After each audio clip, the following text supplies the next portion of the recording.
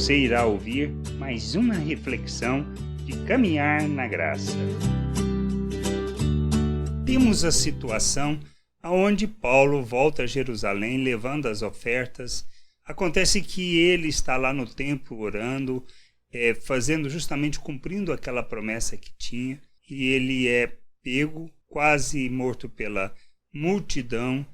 O comandante o livra daquela situação, ele é preso, apresentado diante do Sinédrio, e há um desejo, uma conspiração para matar Paulo. E o que os judeus fazem? Pedem que Paulo seja levado novamente ao Sinédrio para que eles investiguem, mas o intuito era simplesmente de matar. O que acontece então?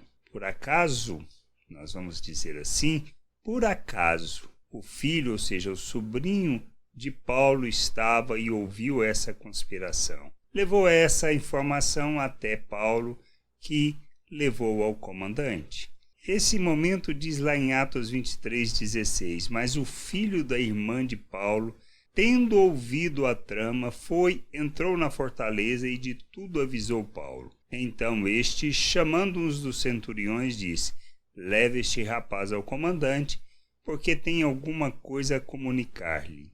Então, nós vemos nessa situação que o livramento de Deus trazido à vida de Paulo. Mas, se a gente pensar, a situação dele não estava muito boa, pois tinha sido preso, e as promessas do Senhor é que iria testemunhar perante Roma.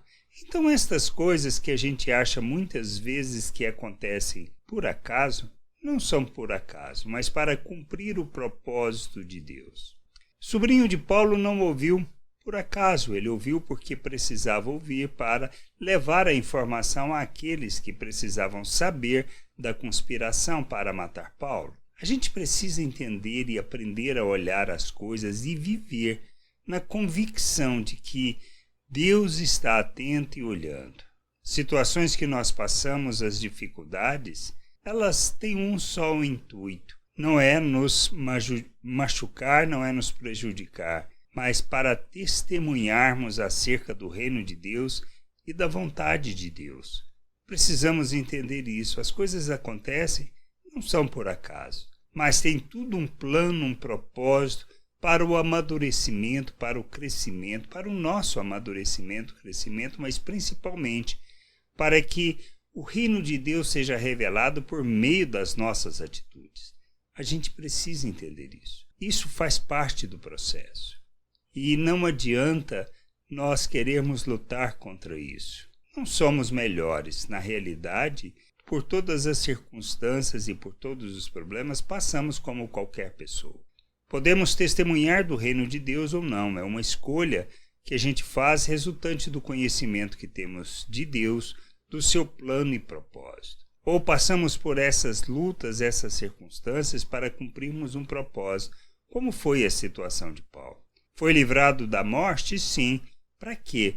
Para testemunhar perante governadores, reis e imperador. Nós precisamos entender que tudo Deus faz segundo o seu cuidado, segundo o seu plano, e nos usa para a sua glória, para a expressão e louvor do seu nome, para que a terra encha com o conhecimento da glória do Senhor. Não é por acaso que as coisas acontecem, mas para que haja o amadurecimento, o crescimento e o entendimento da vontade de Deus. Que a gente possa, como instrumento, como filho, entender isso e caminhar para a maturidade, buscando conhecimento, compromissados, sendo zelosos pelo reino de Deus, pela vontade de Deus e pelo seu querer.